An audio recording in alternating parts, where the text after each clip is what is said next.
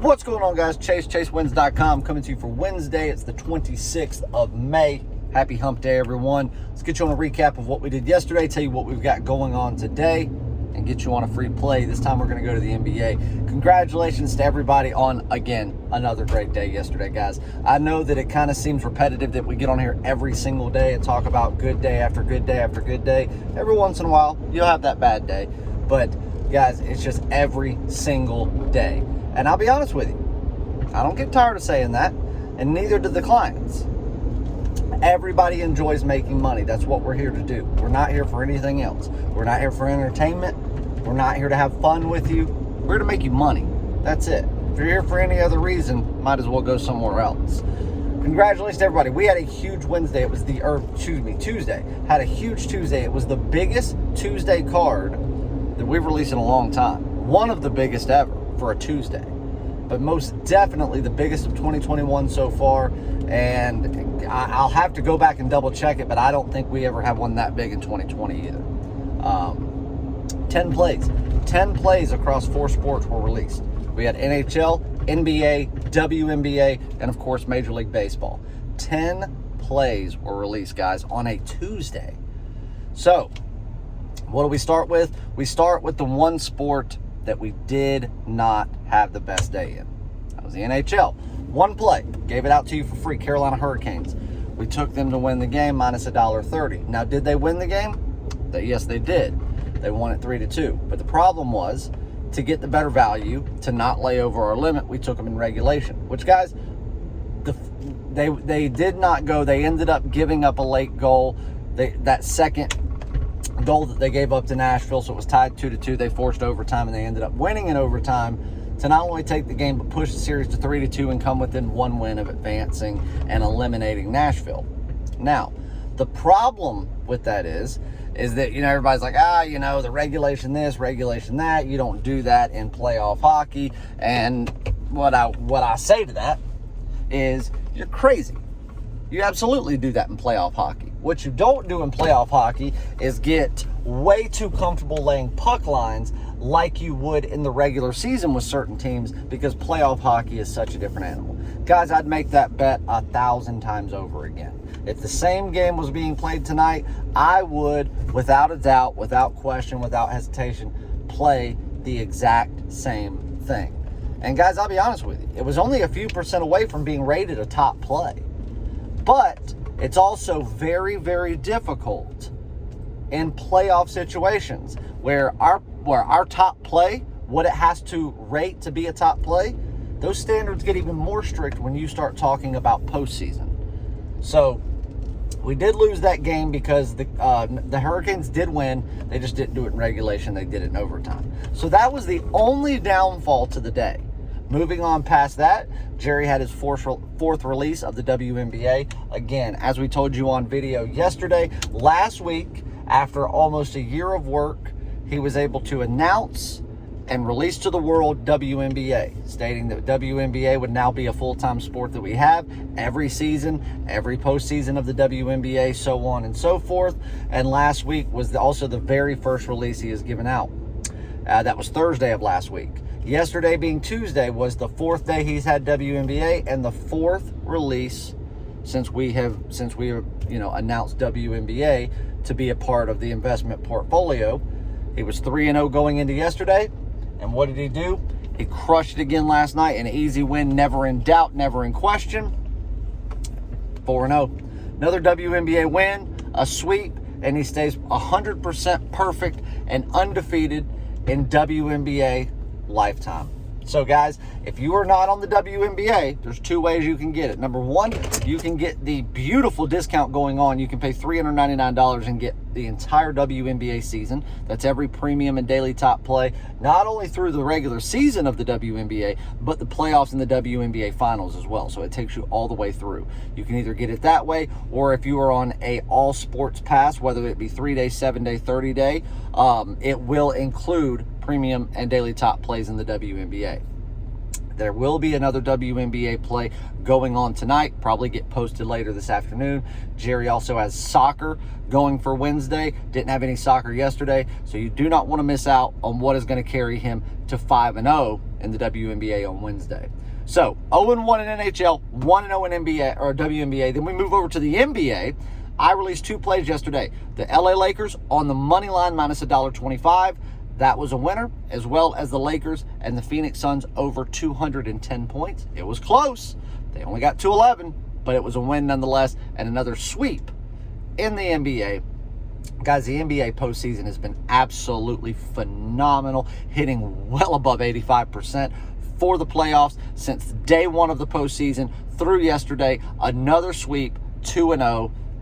What more can you ask for? So that right there put us at 3-1 on the day. Then we move over to Major League Baseball. 6 total plays were released, 4 premium, and we had a double header top play. So not only was it fun to have a top play on a Tuesday, not only was it fun to have it in Major League Baseball, we had double top plays, both of them in Major League Baseball. So, as far as the premium plays go, we cashed in on the Cleveland Indians on the money line minus $1.40, as well as the Chicago Cubs on the money line minus $1.35. The 2 premium plays that we did drop that were a little unfortunate were the Indians and the Tigers over the posted total of runs, which was 8. That one, more than plenty of hits, more than plenty of offense. They just did not cross the plate. So it was one of those just unfortunate circumstances where we were on the right side of it. It just didn't come through for us. The other one was we did take the Washington Nationals on the run line yesterday with Scherzer on the hill. But the problem was they couldn't generate any offense to save their life. They ended up losing the game. But we took them on the run line at plus money, at plus $1.05. So we did lose the game, but we didn't lose any juice there. So those were the only 2 that we lost. Told you the 2 premiums that we won. And then we also had the Mets on the run line minus $1.5 for a top play. That was a winner. And then our biggest top play of the night, the LA Angels, Texas Rangers, over 8 runs. If you played it late, closer to game time, it was a 9:30 Eastern time game. You may have gotten it at 8.5. It didn't matter. We played over that total for a top play. There were 16 runs scored before the 8th inning, guys. It was an absolute annihilation, a blowout of a win. 2-0 top play sweep. So overall, 4-2 in Major League Baseball with 2 top play winners, 2-0 in the NBA, 1-0 in the WNBA, and 0-1 in hockey. Guys, what more can you ask for? A 7-3 Tuesday with 2 top play winners. There's nobody out there doing that. You could have gotten every bit of it for $30. Every play that we released. You want just Wednesday's card, every premium and daily top play? WNBA, soccer, MLB, with a profit guarantee. If it's not a profitable card based on when you buy and the plays you get Thursday for free, no questions asked. $30, go to the website. Take advantage of the 3-day pass for $49, the 7-day pass for $99, and 30-day passes starting at only $2.99. Make sure you do that. All right, free play, WNBA. Going to go back to a totals play. Hawks and Knicks. Did you ever think that the Atlanta Hawks and the New York Knicks would be the team you're talking about in the NBA postseason? Now, granted, this is partially to do with the expanded and downright idiotic way that the NBA is doing their postseason.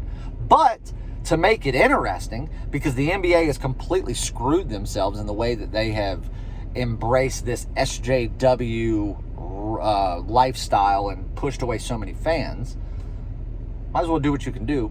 I think it's fun. I don't like it from a perspective of if I was a fan of someone like, let's say the Lakers, and then you've got to go play a play-in against someone, But everybody knows I'm a Bulls fan. Other than that, I do pull for the Hornets. I do like the Hornets, of course, when Michael Jordan owns the team.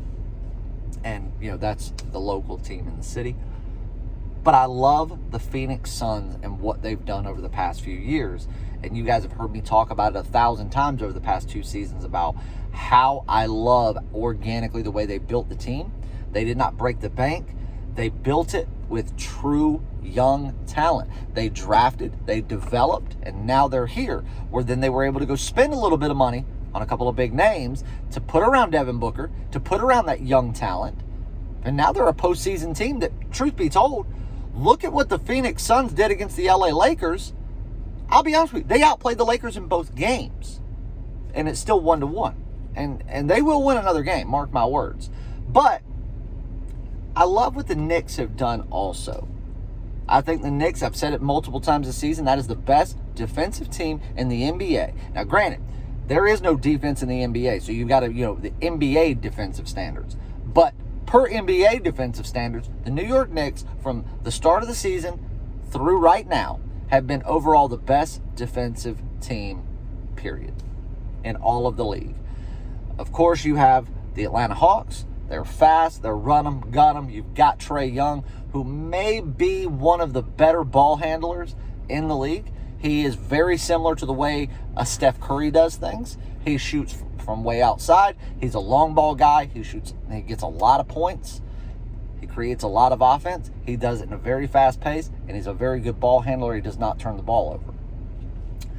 That right there, the way that they attacked Trae Young the other day, it forced Trae Young to play James Harden basketball and just hope to get a foul called on him every other time down the court that would send him to the line, allow him to get points, and allow them to kind of hold that mark because they couldn't create any real separation.